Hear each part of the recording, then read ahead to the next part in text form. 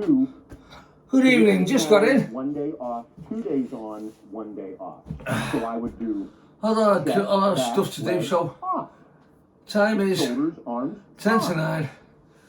And this program right here. I'm just going to get straight into 3 just. days on, I haven't warmed up 1 and day on. I off, just want 2 to get days straight on, into it. 1 day off.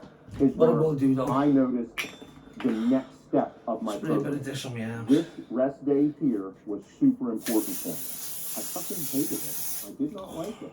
However, it also gave me the rest where I was able to rehydrate, refuel, reload all the nutrients into my body after a fucking leg workout, and I would be able to come back and hit shoulders and arms incredibly hard. What's your stuff for OC? Sleep, Very good, recover, very and get educational. ready for this fucking onslaught.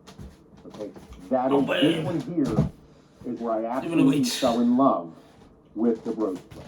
Now, there'll be times whenever you go through like a 3 or 4 week Stay stint, into chest. serious fucking shit where you're recovering like crazy, you're soft to the fucking gills, and you can go back to the 6 days on, 1 day off, but nothing fucking matters because you are geared beyond belief and eating like a fucking animal 5,000-6,000 calories a day, and you become a monster. So within bro split as well, there are a ton of different training methods that come into play. Okay, whether you're doing high volume, high intensity, all that happy stuff. That also can go for push-pull leg. But for bro split for me, I typically was high volume.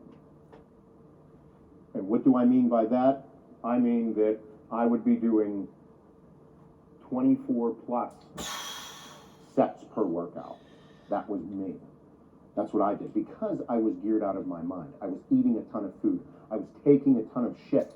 Therefore, and I was on point with my nutrition, my hydration, my supplementation, and my gear. So I would be able to operate at a high level for long periods of time. And that is what built my wild foundation. This. Okay? This is what built that crazy foundation. I emulated a lot of my concepts off of Jay Cutler. I'm a big Jay Cutler fan.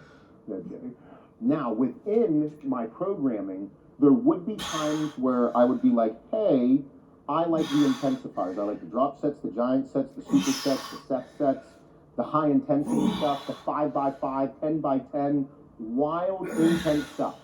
I would sprinkle that shit in to my programming. So like on a chest day, I would do 5x5 on incline barbell press. Okay, so all of a sudden I would do 5 sets, but I'm only doing 5 reps per set. So that's only 25 reps. Or on some stuff here, I would be doing 15 reps per set, and I would do 5 sets of something. Crazy high volume. But whenever you are on some serious shit, eating 5,000 calories a day and resting and everything is on point, you operate differently. I can personally say that simply because I'm not doing those things now. Back in the day when I'm 240 pounds, we had some wild workouts. You can take to YouTube. But what I'm getting at is there's different ways that you can add in. And some of those things, some of those styles are fun things to trickle in there. Now, with the bro split workouts. So let's just take, for example, let's take shoulders. In any of these workouts, they're typically volume-based workouts. And I'm doing roughly 24 plus sets per body part. Like for legs, which there was leg workouts I did like 35, 40 sets. Just worked for me. I enjoyed it. I enjoyed the brutality. That's the first set. However, like I said, for sure, whenever you're doing it, typically in a bro split style workout, volume style, you're going to do 4 to 6 exercises, and I say that because let's say we do shoulder presses, we do we do dumbbell laterals, we do front raises, we do rear delt raises, we do upright rows, we do shrugs, and then we finish with another pressing exercise. That's 7 exercises. 7 exercises because I was sauced to the gills, and I was also pushing crazy amounts of volume. So within these 7, I would do anywhere between 3 and 5 sets per exercise. That adds up anywhere between 21 and 35 exercises. Or 21 and 35 sets. Shitload of sets, shitload of reps. You can understand where some people say, that's overtraining. Great story, but my physique shit on yours. And it's shit on a lot of other people. So maybe that works for you, and that's all well and good, but Yes. I want to do what I want to do. Here we go. So with that concept, the whole thing is, just see what works for you. I haven't warmed up. Everybody's I'm not. Fuck I'm 'em. just gonna stick with this See what lot. works for Just you. wait If till you're doing it and it doesn't work, you're not getting results, then stop. I was doing it and I was getting crazy results, so I kept doing it. So again, that fucking book that everybody's telling you all about, fuck that book. Tell that book to suck your dick. Do your own thing. Nobody got anywhere by always following the fucking rules. Kind of rough to say, but motherfucker, it's the truth, because I kind of broke all the rules and things kind of worked out for me. They might not work out for you, and if they don't work out for you, you're not allowed to fucking cry, because I did some wild shit and still might pay for it down the road. This bro split, I absolutely... It's very honest about what he does, him. Okay?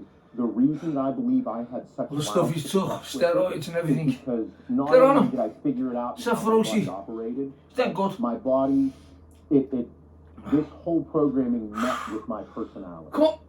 It met with my personality, where I knew that whenever I was going into the gym on back day, onslaught. Absolute fucking mayhem.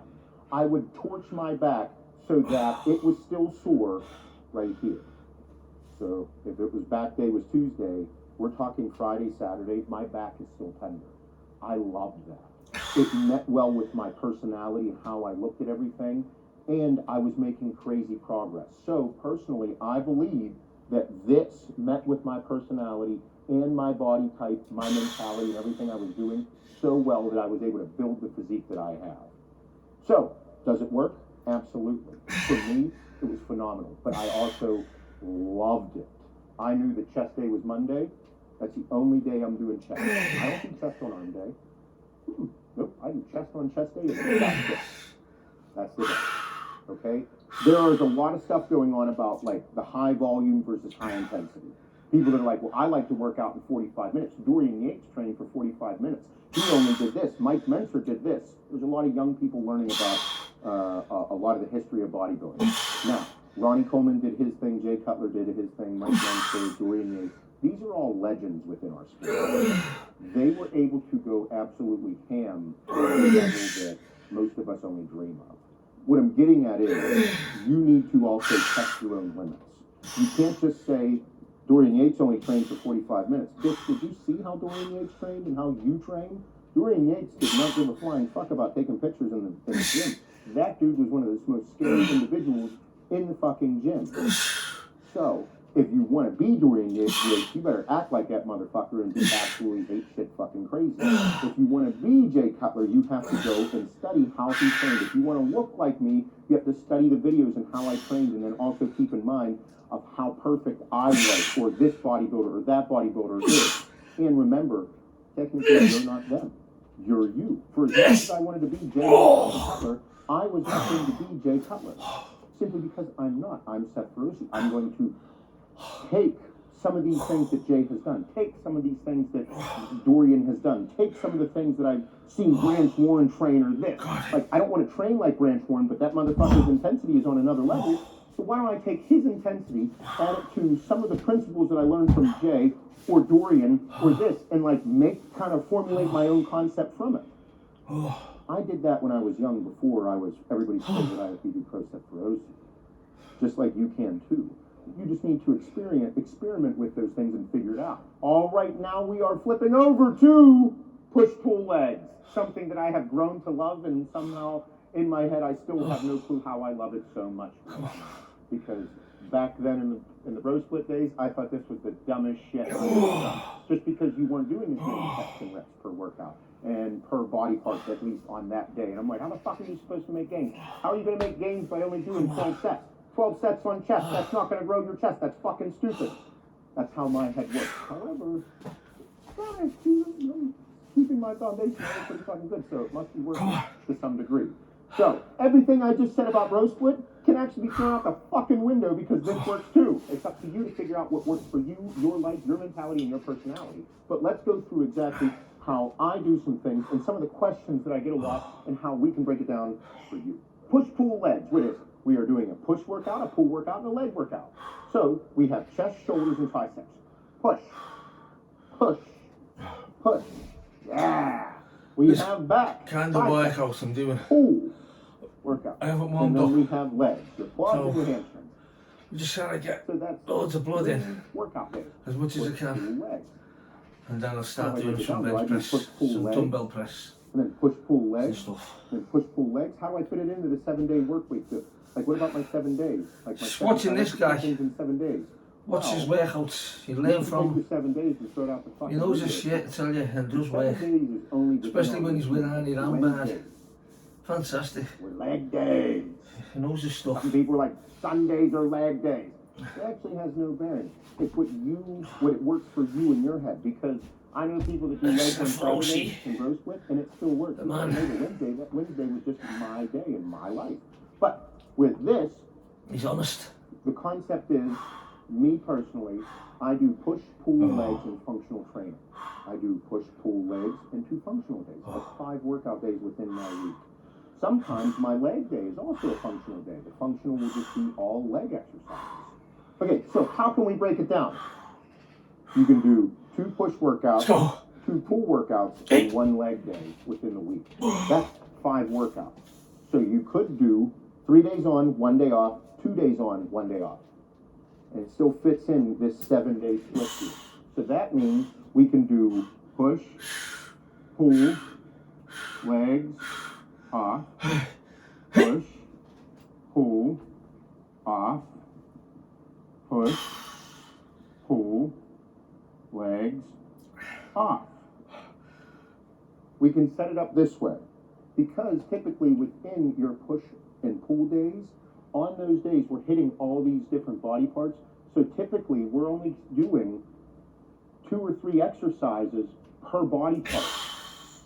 That's way different than over here with the bro split, at least from what I have done. Again, there's a million different ways you can structure a workout, but for me, that is how I did it. So this would be a way that you could do your push-pull legs. Now, you could also say, instead of doing push first, you could do pull first, instead of doing pull-push legs, or pull-leg-push. It's your workout in your life. You can do whatever the fuck you want to with it. But this is for me. What I do right now, me personally, I do a push day, a functional day, pull day, off, and then I end up doing a functional day, and then I go right back into the push and pull. I don't follow a 7-day split anymore. I just follow my own routine. And if I feel like I need a day off, I just take the day off. If you're just trying to look good naked, if you're just trying to make gains and make progress, it's okay. If you're tired and your body is beat up, know the difference between needing a rest day and wanting a rest day. And that goes for bro split as well. There are times whenever I'm just like, fuck it, I don't need to follow a 7-day split. My life is so busy that I'm just going to work out and do this. If I need the day off, I'm just going to take the day off. I don't overcomplicate it. If my body is under too much stress, I just back off and go forward with it. What do I recommend for you? Me personally, I like the 2 push, 2 pull, and 1 leg. Push, pull, leg, day off, push, pull, day off, start over, push and pull. Okay? Your body will be able to recover at an adequate time if you are staying hydrated, eating enough food, and supplementing right. And if you're on gear, great, good story. You'll just be able to work a little bit harder, some water. more intense, and recover quicker. So I like the push, pull, leg, off, push, pull. Okay. Now, what is another way that you could make this a little different so that you could do push, pull, legs, off, push, pull, legs, off, push, pull, legs, off? We're going to get into that because this could work. Push, pull, legs, off, repeat. Okay, now I'm going to get into this right here through these questions right now. So, first one, how do I build a routine? You build a routine based around your lifestyle, your personality, just as if you would the same with the bro split. So, build a routine, push, pull, legs, off, push, pull, legs, off, push, pull, legs, or 2 push, 2 pull, and a leg day throughout the week. You fit it into your lifestyle. You build a routine based on what goals you have in mind. And from there, those goals are going to be based on what body part do I start with? On back day, do I do back or do I do biceps first? Which one do I start with? That's part of the experimentation process, okay? And it's also the great part about push-pull legs. Because if I'm training the body parts twice a week, should I do the same workout? So there you go. If you're doing biceps and back on pull day, on this it could be back and then bis.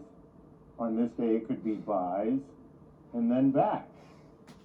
That is the beautiful part about push-pull legs. On push day, you're like, what do I start with? What body part do I start with? Should I do chest first or shoulders first or triceps first? Which ones do I start with? Well, on push day, you could do push day number 1, you could do shoulders. And on push day number 2, you could do chest first. Do you see the greatness on push day? Now you are going to be able to start prioritizing your workouts and keeping them fresh, keeping them engaged, keeping them fun. You could be like, fuck yeah, we're going to smash shoulders first. We're going to do 3 exercises. I'm going to be strong on my presses. And then, literally, 1, 2, 3, 4 days later, I'm going to do chest first on my push-pull legs and prioritize upper chest by doing heavy barbell presses or incline Smith machine presses. All of a sudden, your workouts are not the same. Over here, the workouts are very similar, back to back. You've seen me do the same fucking chest workout on YouTube 35 fucking times. With push-pull legs, you have the benefit of keeping workouts exciting and also being like, we're going to start with shoulders today. We're going to hit these 3 exercises on shoulders. We're going to do sides, we're going to do fronts, and we're going to do presses. Okay?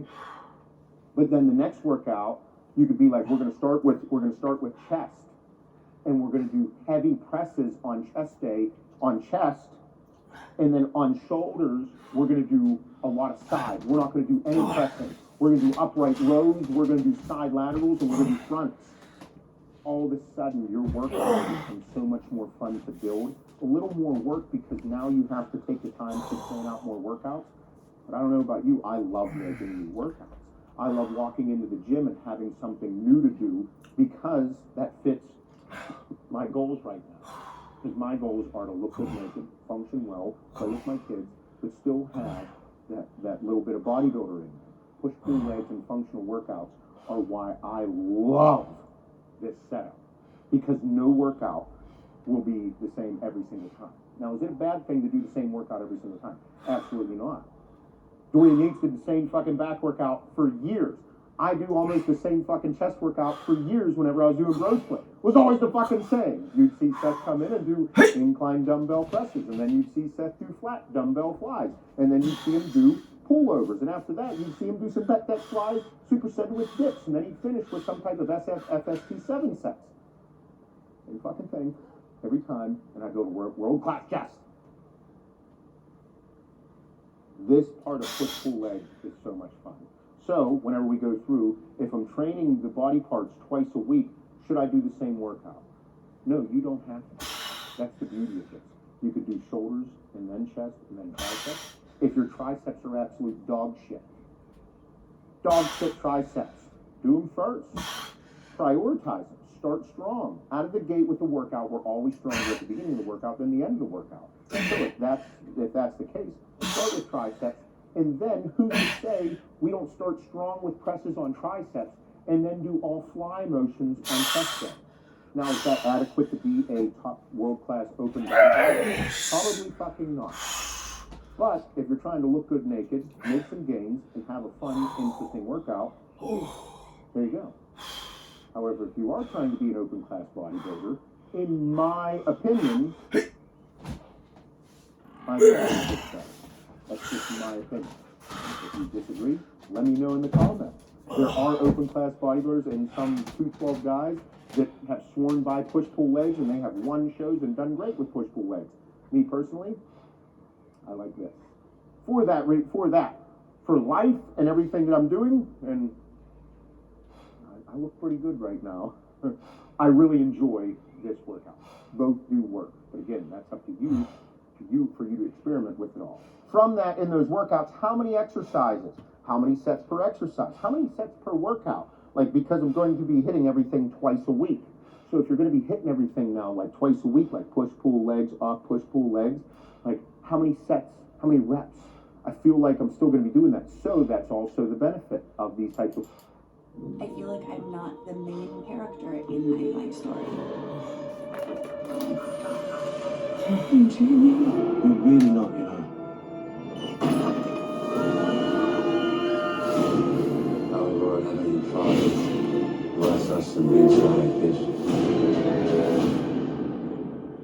Amen.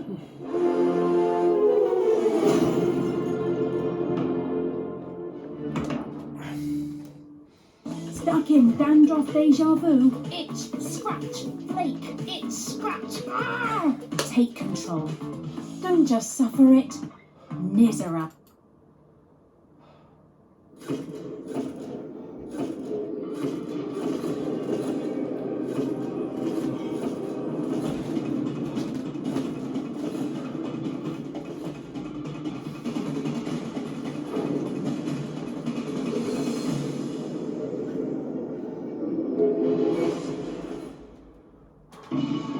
April 2002. Arnold Schwarzenegger begins filming T3 Rise of the Machines, the latest installment of Terminator, one of the most successful film franchises of all time. At 55, Arnold is one of the highest paid stars in Hollywood, but his influence on the movies goes beyond the numbers. He certainly turns the face of the action hero. Each generation comes along and adds a little more to it. Smith, Wesson, and me. Nowadays, people are expecting their heroes to take bigger than life. But Arnold's also brought bigger than life to real life. We're gonna go and pump it up. This is a push-up. Watch the governor do push-ups here. Very good. You're doing very well. His place is secure as being the father of the new wave of pumpology. His face has appeared on thousands of magazines published in hundreds of languages worldwide. By sheer force of personality, he brought muscles into the mainstream. It kind of made it almost glamorous in a sense. And what's interesting is the culture then changed. Arnold was the icon. He was the guy who went first.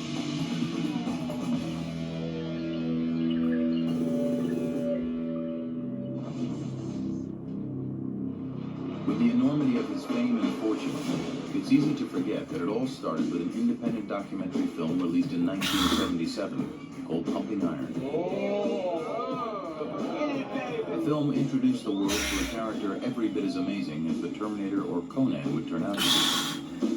That character was Arnold Schwarzenegger himself. What we were doing is making a story out of bodybuilding, and we had the priceless opportunity of being able to craft a subculture and really define what it was. For Pumping Iron, bodybuilding had a big image problem. It wasn't taken seriously. Bodybuilding was on the back of comic books. And there hasn't been such a flexing of biceps since Popeye downed his last can of spinach. It had kind of a stigma attached to it that it was guys that were insecure or people that were trying to overcome inferiority complexes in dark dungeons. In other words, freaks and fools. But in time, director George Buckner was able to smash these old stereotypes and replace them with something new to bodybuilding: personalities. Of course, it didn't hurt that his star was Arnold Schwarzenegger. And I remember being a little kid and watching and going, well, that guy has a funny accent. But he sure is big. To see competition, to see these guys and how these guys play these mind games with each other was fascinating. I watch you. I watch you too. Oh, with the father above my head. I'm not nervous at all. You certainly got a vibe of Arnold's charm, his charisma. You can imagine a feeling I have 6 times Miss Volunteer. Before that, I think that if you had a muscular body, it was that's all you were about. Is the muscle, the muscle, the muscle. But after Pumping Iron, you could have character, you could have charisma, you could be funny. If boxing had Ali, bodybuilding was going to have Arnold. He was controversial. The pump. It's as satisfying to me as having sex with a woman coming. He was charming.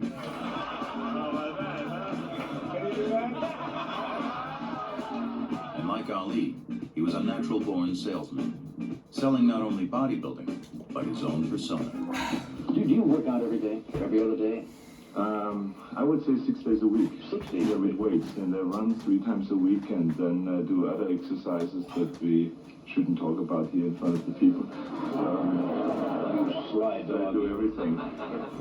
But pumping iron did more than legitimize bodybuilding. It was at the leading edge of the fitness revolution.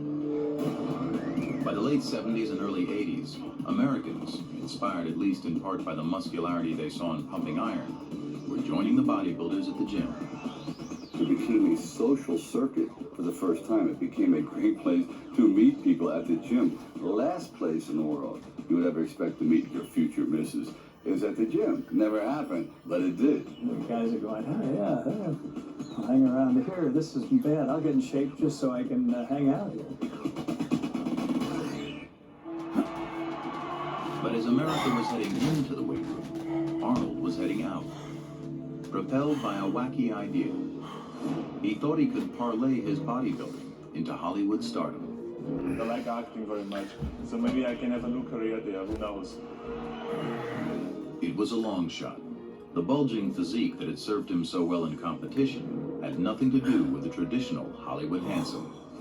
This is something else that I wanted, because I said, look, he's not going to be, wearing briefs and flexing on the Tonight Show. He said, I'm not asking him to do that. But the fact is that he is known for the fact that he's got the body of this guy. In the old days, the audience knew the hero was big and strong because the script said so. I remember when I first started acting in the early 50s, not many actors worked out at all. They did it in a certain way, the way they walked, the way they jumped on a horse, and all those kind of things. They showed how studly they were. During the 50s and 60s, you could get away with murder. You say, okay, Superman had muscles sewn on.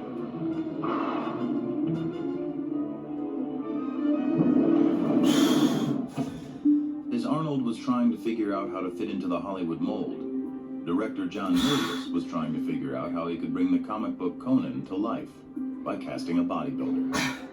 For Arnold, the timing presented better. If we didn't have one, we'd have to build it. Suddenly, Arnold found himself the star of a big-budget Hollywood movie. But now, the muscles weren't enough. There were acting lessons, wordplay lessons, and dictionary. 3,333 1/3. The fine wine, it grows on the vine. Sure, he would have doubts about whether he could do things, but he always would have the doubt of somebody climbing a mountain that's halfway up. How are we going to get there? Now, we're going to get there by climbing up. Conan the Barbarian was a smash hit and put Hollywood on notice. Though you didn't have to be built like a bodybuilding champion, it was definitely time to get in shape.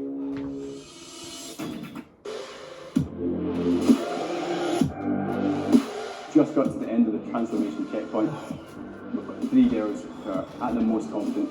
They've taken themselves out of their comfort zone and they've achieved something that we never thought was possible. So to make sure that we capture that moment in the best light, we've booked a makeup artist. She's got them feeling extra special. We've also got one of the best photographers behind the lens who not only can capture that moment, but can make them feel even more confident within that moment. So for me, the most rewarding part of this entire journey is to see a client look at the photo for the first time and they can't actually believe it's them. Not only that, it's seeing them walk out of that door a completely different person. One of the hidden benefits that we didn't expect when we initially started these group shoots was the guys have been working hard behind the scenes. But they've just walked into a room full of other people who understand their journey. Been up since 5 o'clock working and been up since 5 o'clock. They've now got a support network that So I work for understand their goals and are willing to get 100% behind them. So if you want to get involved in a community like that, then sign up to the Lean In program. At L'Oréal Group, we create 25,000 work placements and professional experiences for young people worldwide every year. This is how we create the beauty that moves the world.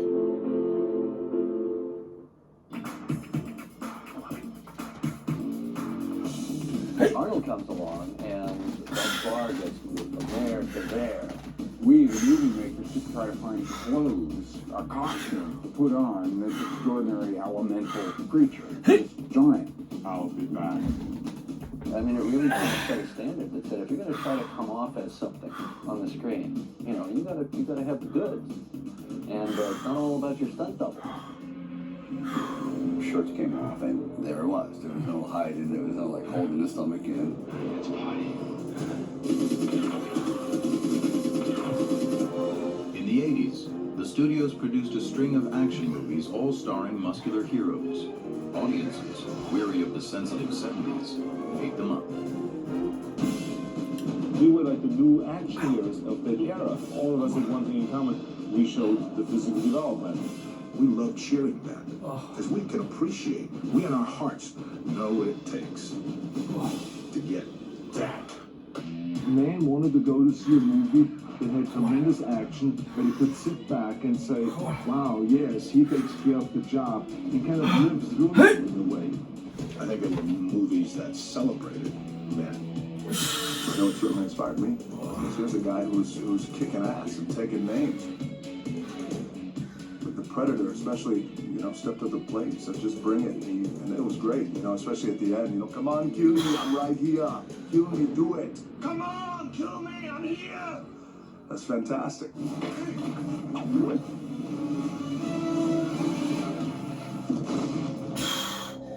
Now being strong and muscular was not only okay, it was celebrated.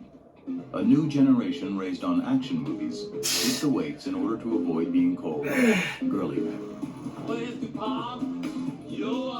People were being swept away by the films subliminally, and then all of a sudden it just hit.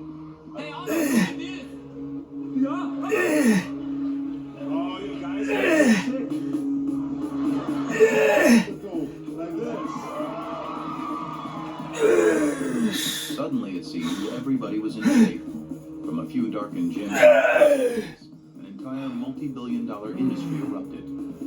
Normal, everyday people were signing up in droves to tighten, tone, shape, and sculpt.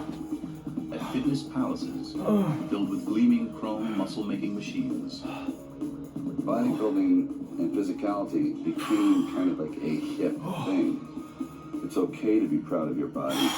And even people who didn't necessarily want to be as big as Arnold Schwarzenegger, who didn't have any aspirations of becoming Mr. Olympia, but just had aspirations after seeing him getting in the gym. So, you know what, I just want to get in shape. And it's not only men pumping up. In movies, muscular female stars are now in on the action. In the fashion world, magazine ads sell pecs and abs as much as they do underwear. Rock icons have gone rock hard, hiring trainers to turn them lean and mean. In sports, athletes who have been told for decades to avoid getting muscle-bound have learned better, because big means strong, and strong is good. So boxers are now trained by bodybuilders, as are athletes in tennis, basketball, even golf. Professional Olympic teams hire strength coaches to build brawn. But it's not only athletes.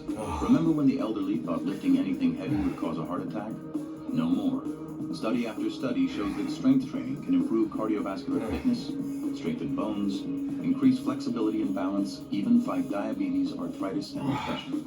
Millions of people are involved in exercise programs that involve strength training, aerobic exercise, high-protein diets are the craze. Arnold was doing that back in the 70s and the 60s. Bodybuilding, once a subculture of maniacs, is now so much a part of our culture, it's hard to even remember when we thought lifting weights was weird. This is after the shift in work as well. He made it very acceptable. You know, pumping iron certainly was the pivotal moment in the lively. I had no idea that it would catch on the way it did. That was a total surprise. I wish I could say I knew all along, but that's not really what really happened. I still look back today when I talk about it like right now and reflect. I say to myself, how did it happen? I mean, how could that become a reality? Coming up next, the film that launched the movie career of Arnold Schwarzenegger and helped jumpstart the fitness revolution. Pumping Iron. Stay tuned after the movie for an exclusive behind-the-scenes look at the making of Pumping Iron, including never-before-seen outtakes from the film, and current interviews with the cast and crew. About the time when I first saw it, I was like mortified, saying, "Oh my God." He is absolutely acute at being able to figure out an individual's absolute weakness and then put a sword through it. And then maybe I went a little overboard. And now, the documentary that started it all, remixed and remastered, Pumping Iron.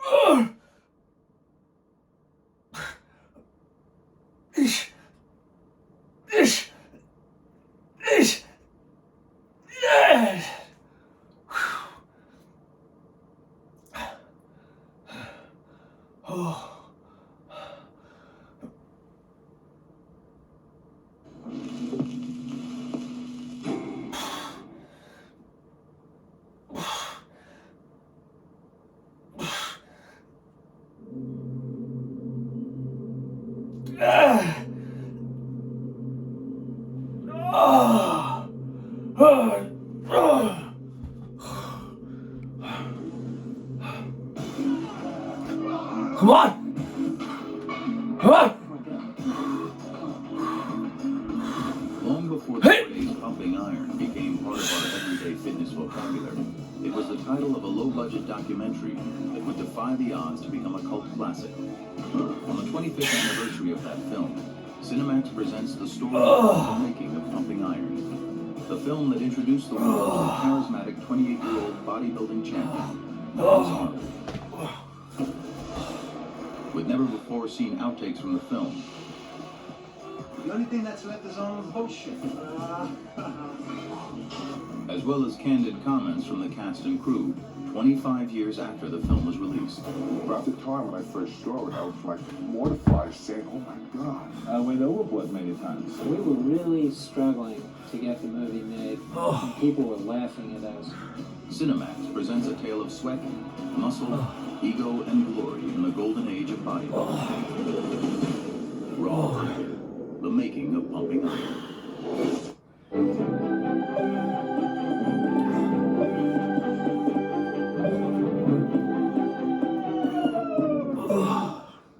Passwords remembered for you. There's no place like Chrome.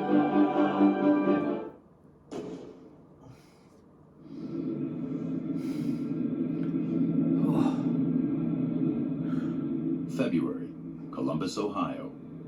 Arnold Schwarzenegger is in town for the Arnold Classic, the annual bodybuilding competition he's produced since 1976.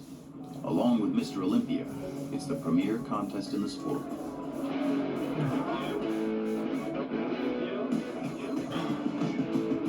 Bodybuilding has come a long way since Pumping Iron was released in 1977. Contestants are bigger than ever, and so is the stage show. The Arnold Classic is an extravaganza to rival any big-ticket rock concert. And bodybuilding's become big-ticket too. These days, more than 175,000 bodybuilders compete in 169 countries. Today, Schwarzenegger is here to hand out more than $400,000 in prizes. But he's also here to see some old friends who have gathered backstage. Many of the original bodybuilders from the Pumping Iron era. Bill Graham, Ed Corney, Mike Katz, Franco Columbu, and Lou Ferrigno. Hey, how are you? Good to see you. Terrific. There was camaraderie. We helped each other. We trained each other. We were part of a family. Where's your son? Where's Michael? Right there. Michael, come over here. Oh, good. Michael. How's it going? Okay, good to see you. 25 years ago, we saw in Pumping Iron, we saw the little Michael was 3 years old. And then he made you pose. Remember, he made you hit shots. Ooh, it's hard. Feel his muscle, how hard that is. Just everyone is so huge. What's going on here? Still got it. 25 Can you years believe later. that? Pumping Iron. It changed my whole life. And you're going to give him all the wrong advices. It's not that hard for me to give him the wrong advices. No, the right advice. It was so much fun and enthusiasm. Oh. It was incredible. My imitators, she said, now she's his mother talking about my mother. He's talking about pumping up.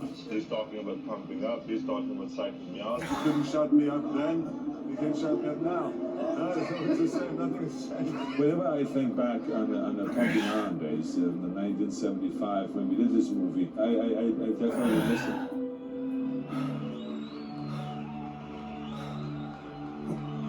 Back before Pumping Iron, he was known as the Austrian Oak, but he was unknown outside the marginal and misunderstood sport called competitive bodybuilding.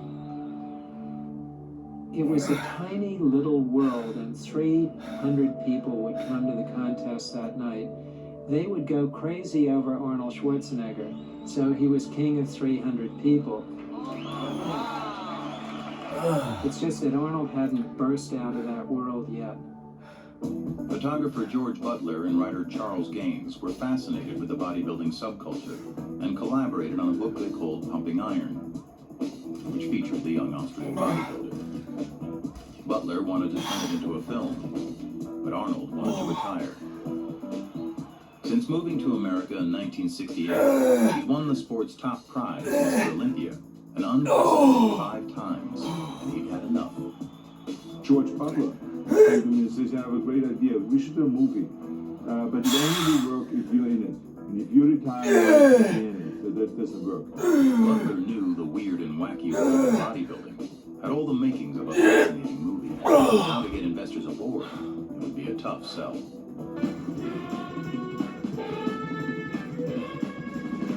It was, after all, the 70s, the height of the counterculture revolution.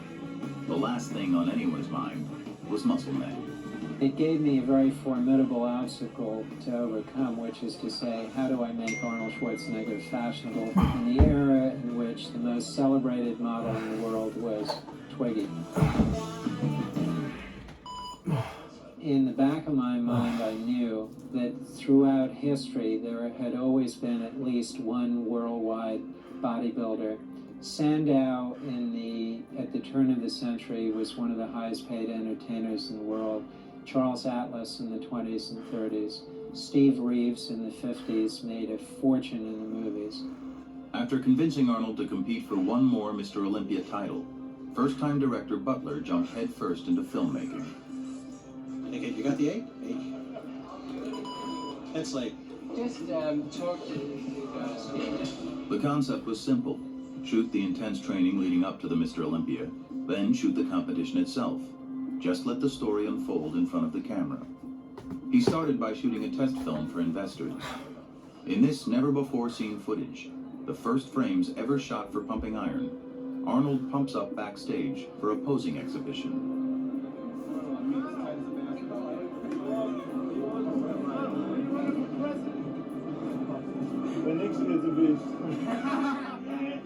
It's just too much pressure, you know.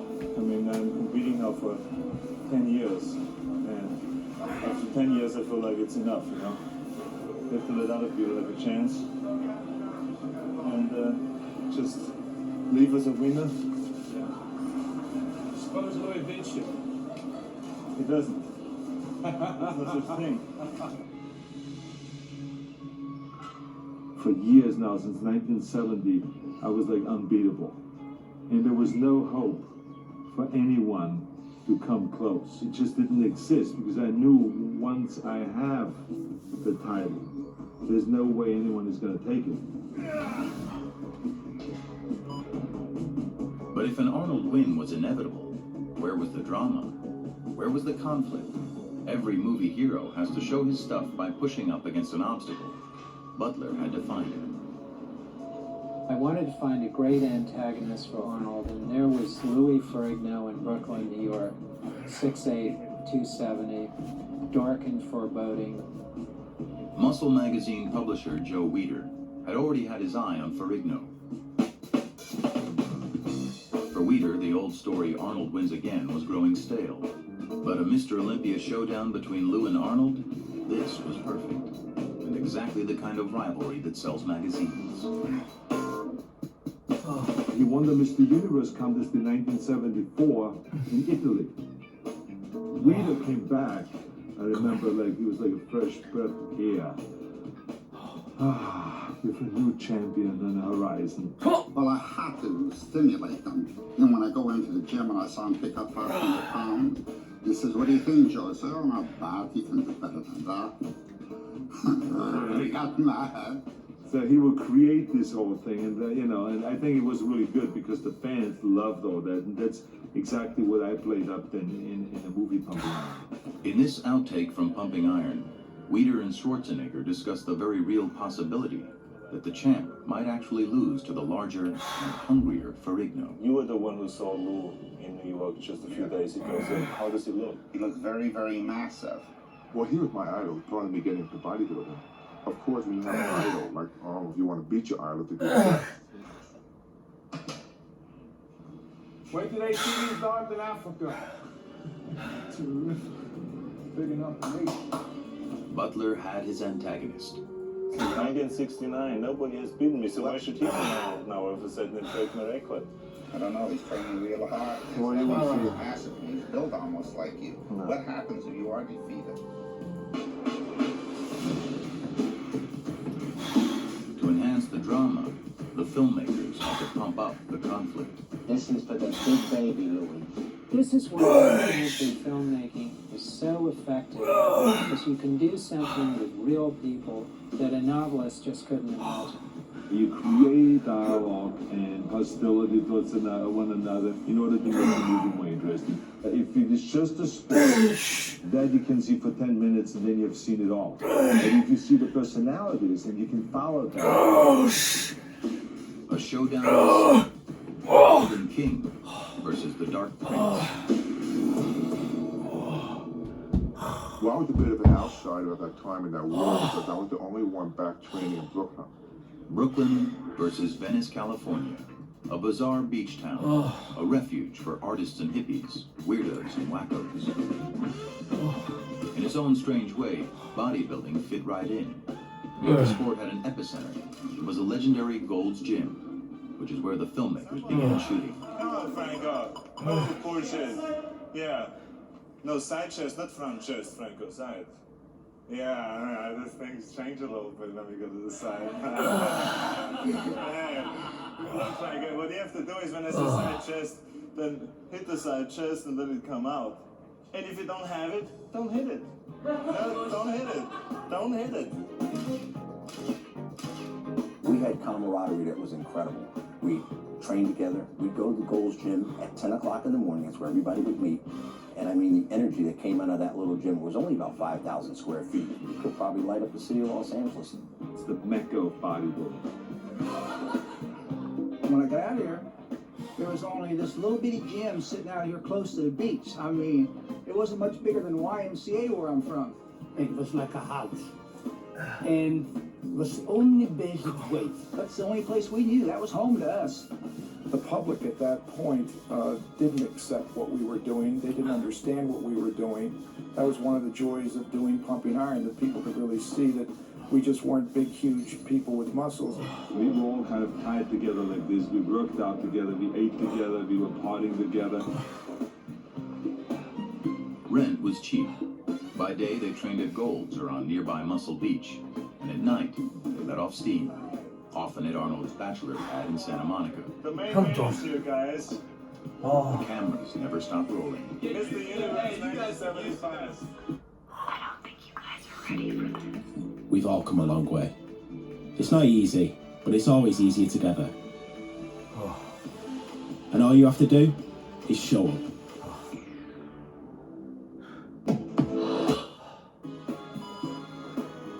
Cheers to the Try a bit more tomorrow. Robbie Robinson. Finish with this tomorrow. Give me the double shot, the double bicep shot for this lady here. Hit a quickie. Hit a double bicep shot. Is it good night, God bless? Hit 3 shots. Here's what they say. Right. Okay. there from like